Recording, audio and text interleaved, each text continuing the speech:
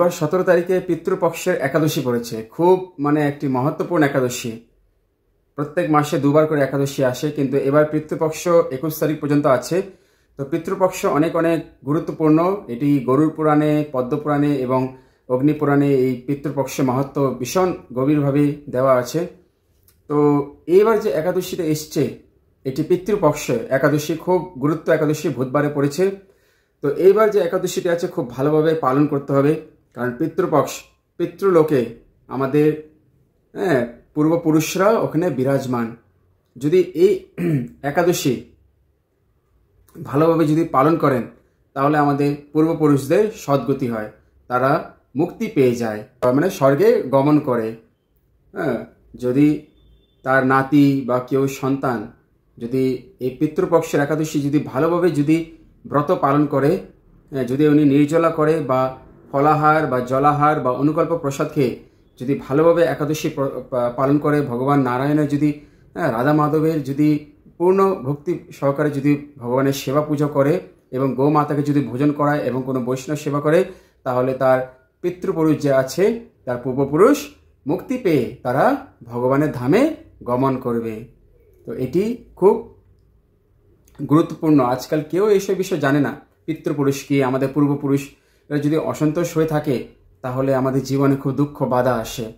তো আমাদের এই পিতৃপুরুষ, এই যে পিতৃপক্ষ যে আছে, আমাদের পূর্বপুরুষ, তাদের মাধ্যম দিয়ে তো আমরা দেহ, জ্ঞান, আশীর্বাদ পেয়েছি, দেহটা পেয়েছি। তো তাদের আশীর্বাদ অত্যন্ত দরকার। তাদের আশীর্বাদ থাকলে আমরা জীবনে এগোতে পারবো, জীবনে না হলে বাধা বিঘ্ন পড়ে থাকবে।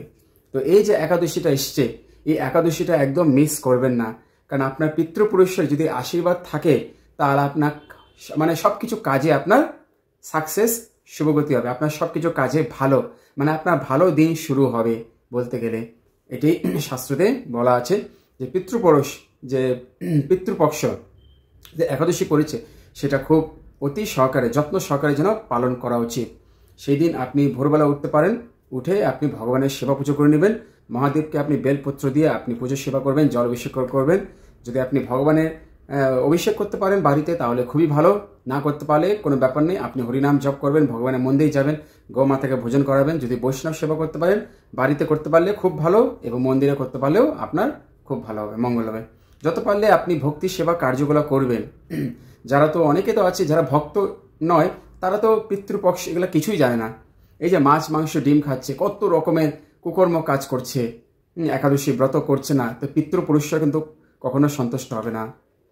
পিতৃপুরুষরা যদি অসন্তোষ হয়ে থাকে, তাহলে জীবনে অনেক অমঙ্গল, অনেক বাধা, অনেক দুঃখ কষ্ট আসতে থাকে। তাই পিতৃপুরুষের আশীর্বাদ খুব দরকার, ঠিক আছে? তাদের নামে আপনি এসে করতে পারেন। পিতৃপক্ষ যে একাদশী যে সেটা আপনি তাদের নামে করতে পারেন, বা আপনি যদি একাদশী যেভাবে করুন, আপনি যেভাবে করছেন ভালোভাবে যদি আপনার পালন করেন, তাহলে সে আশীর্বাদ আপনি পেয়ে যাবেন তাদের থেকে। যে না, তারা দেখছে যে আমার যে সে নাতি আছে, যে আছে, যে তারা সে ভালোভাবে ভগবানের ভক্তি কার্যকলা করছে, তাদের আশীর্বাদ থাকে, তারা তোমাকে আশীর্বাদ দিবে, তাহলে তোমার পরম কল্যাণ হবে, তাদেরও সদ্গতি হবে, তোমারও সদ্গতি হবে, তোমারও কল্যাণ হবে, তাদেরও সদ্গতি হয়ে গেল। বুঝতে পারা গেল?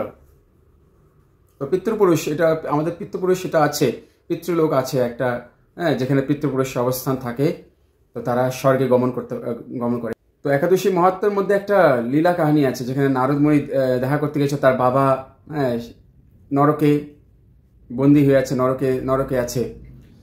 তো তার পুত্র কাছে গিয়ে নারদ মুনি বললো যে তোমার পিতা নরকে আছে, তোমার পিতার সদ্গতির জন্য তুমি একাদশী পালন করো, এই পিতৃপক্ষ একাদশী পালন করো। তার সন্তান যখন একাদশী পালন করেছে, তখন তার পিতা উদ্ধার হয়েছে। তার পিতা কিসের কারণে জন্য নরক গিয়েছে? জোরদবস্তি জৈন লিপ্ত ছিল, জোরদবস্তি একটি নারীর বিরুদ্ধে জৈন লিপ্ত কার্যে সংলগ্ন ছিল, তাই এরকম হয়েছে। কোনো নারীর আদেশ বা কোনো নারীর সাথে জোরদবস্তি করা, কোনো নারীর সাথে যদি জোরদবস্তি করে, তার কথার বিরুদ্ধে তার সাথে যদি জোরদবস্তি করে জৈন সম্পর্কে লিপ্ত হয়, তাহলে এটা পরিণামটা হয়েছে। তো এটার জন্য তার সন্তানকে একাদশী ব্রত করতে হয়েছে। তারপরে তার পিতা নরক থেকে উদ্ধার হয়ে ভগবানের ধামে গমন করেছে। তো এর থেকে বোঝা যায় যে আমাদের প্রত্যেকজনের নিজের মাতা পিতার জন্য, নিজের পূর্বপুরুষদের জন্য অবশ্যই পিতৃপক্ষ পালন করা উচিত, একাদশী ব্রত পালন করা উচিত। যত আপনি ভগবানের এগুলো কাজগুলো করলে খুব ভালো হবে। সারা জীবন আনন্দ সুখে থাকতে পারবেন। সারা জীবন আপনি যদি সারা জীবন সুখে আনন্দ থাকতে চান তাহলে আপনি করবেন। আর যদি আপনার জীবনে যদি বাধা, আবার যদি আপনার পরের জন্ম, এখন এই জীবনে যারা মনে হচ্ছে খুব আনন্দ উৎসল্ল আছে, আপনার দেখবেন বড় বড় অভিনেতাও, তারা তো ভগবানের ভক্ত, ভগবানের নাম জপ, একাদশী ব্রত এগুলো কিছুই করে, তাদের পিতৃপক্ষ এগুলো কিছু জানে না। তাদের আবার জীবনে বাধা বিঘ্ন আসবে, পরের জন্মের জন্য তাদের শরীর রেডি হচ্ছে, তাদের আত্মা নতুন শরীর ধারণ করার জন্য রেডি হয়ে আছে। এরকম কত মানুষ, লক্ষ লক্ষ মানুষ পিতৃপুরুষ কিছু জানে না, তার পূর্বপুরুষদের জন্য কিছুই শ্রাদ্ধ তর্পণ এগুলো কিছুই করে না, একাদশী ব্রত পালন করে। একাদশী ব্রত না পালন করলে কি অবস্থা হবে বলেন তো? এই জীবনে আনন্দ, মাছ মাংস ডিম খেয়ে কিসের আনন্দ? মাছ মাংস ডিম খেয়ে আনন্দ করে করে জীবনটা নষ্ট করে একাদশী ব্রত করছে না। ভগবান নিজেই বলেছে একাদশী তুমি করবে না, তাহলে তোমাকে কোথায় যেতে হবে? নরক যেতে হবে। অ্যাটলিস্ট একাদশীটা করা উচিত প্রত্যেক জনের। একাদশীটা করুন। বছরে যেরকম মহাশিবরাত্রি আসে সেটা অবশ্যই পালন করবেন। নরসিংহ চতুর্দশী আছে, গৌর পূর্ণিমা, তারপরে কৃষ্ণ জন্মাষ্টমী, রাধা অষ্টমী, এগুলো ব্রত অবশ্যই বছরে একবার আসে, এগুলো ব্রত অবশ্যই কম্পালসারি পালন করতে হবে। কিন্তু মাসে 2টা ব্রত আসে, সেটা হচ্ছে একাদশী ব্রত। একাদশী আপনি না করতে পারলেন, অ্যাটলিস্ট আপনি একাদশীতে চাল গ্রহণ করবেন না। হ্যাঁ, নিজের পিতৃপুরুষদের জন্য, নিজের মাতা পিতার জন্য, নিজের সদ্গতি, নিজের মঙ্গলের জন্য নিজেকে বাঁচিয়ে রাখতে হবে। ঠিক আছে? তো এইটাই আমি বলতে চাই যে একাদশীটা ভালোভাবে পালন করুন। একাদশীতে আপনি মন্দির যান, দান দক্ষিণা করুন, গো মাতাকে ভোজন করাবেন, তাহলে আপনার খুব মঙ্গল হবে।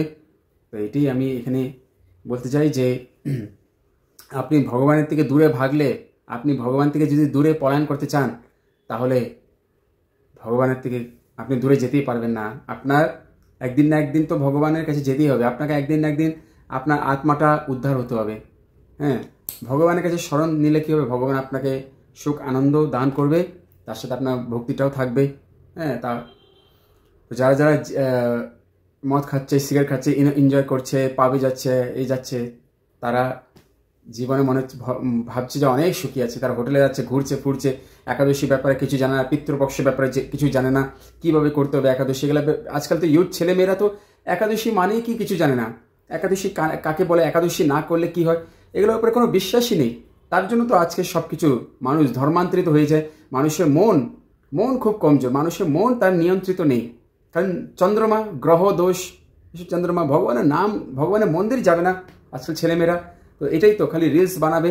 কিন্তু এই যে ভগবান যে দেহটা দিয়েছে, এই যে তোমার আত্মা যে তোমার দেহ ধারণ করেছে, এই আত্মাটার সদ্গতি হবে কিভাবে? আত্মাটার সদ্গতি হতে হবে না? ভগবান সাথে থাকলে কি হবে? আপনার জীবনে বাধা বিঘ্ন আসবে না। তো ভগবানকে সাথে রেখে আপনি জীবন আনন্দ করুন, কিন্তু ভগবানকে রাখবেন। কারণ ভগবান আপনাকে ভিতরে জ্ঞান দিবে, জ্ঞান যে এই করো, এই কাজটা করবে, এই কাজটা করবে। এই জন্য ভগবানকে সবসময় আগলে ধরে রাখবেন, ভগবানকে ছাড়বেন না, ভগবান প্রতি শ্রদ্ধা রাখবেন, ভগবানের প্রতি ভক্তি রাখবেন। মন্দিরে যাবেন, সবাইকে সম্মান করবেন, মন্দিরে দান করবেন, অবশ্যই দান করবেন, গোমাতাকে খাওয়াবেন, এবং মন্দিরে বসে আপনি ভগবানের সামনে বসে প্রার্থনা করবেন। এবং আপনার পূর্বপুরুষরাও আশীর্বাদ থাকবে। আপনার বাবা মাকে আপনি সম্মান করবেন। শুধু বাবা মা করলে হবে না, মা বাবাকেও সম্মান করতে হবে, ভগবানকেও সম্মান করতে হবে, সাধু বৈষ্ণব আচার্যদেরকেও সম্মান করতে হবে। ঠিক আছে? তো এটাই বলছি যে 17 তারিখ এবার বুধবারে পিতৃপক্ষ একাদশী আসছে। তো আপনারা বাড়িতে খুব সুন্দরভাবে পুজো করবেন, গোমাতাকে খাওয়াবেন, সাধু বৈষ্ণব থাকলে তাকে সেবা করবেন, তাকে প্রণাম করতে পারবেন, তাকে কিছু দান দক্ষিণা করলেন, এবং আপনি মন্দিরে গিয়ে ভগবানের কাছে প্রার্থনা করুন। মন্দিরে গিয়ে আপনি ভগবানের কীর্তনে বা কোনো একটা কিছু আপনি করুন, স্পিরিচুয়াল কার্য কিছু করুন। বাড়িতেও আপনি স্পিরিচুয়াল ভগবান শ্রীকৃষ্ণকে, বিশেষ করে ভগবান শ্রীকৃষ্ণকে আপনি তুলসী দিয়ে পুজো করবেন। 1টি তুলসী দেন, 108টি তুলসী দেন, যেভাবে ভগবানের সেই চরণে। হনুমানজির পুজো করবেন, হনুমান চালিসা পাঠ করবেন। হ্যাঁ, হনুমান চালিসা আপনি অবশ্যই পাঠ করবেন, ওম নমঃ শিবায় জপ করবেন, বা বাবা ভোলেনাথের পুজো করবেন, বাবা ভোলেনাথের অভিষেক করবেন, তাহলে আপনার খুব মঙ্গল হবে। আশা করি আপনি বুঝতে পেরেছেন। খুব সিম্পলভাবে বলে দিচ্ছি। হরে কৃষ্ণ, জয় রাধে, হর হর মহাদেব।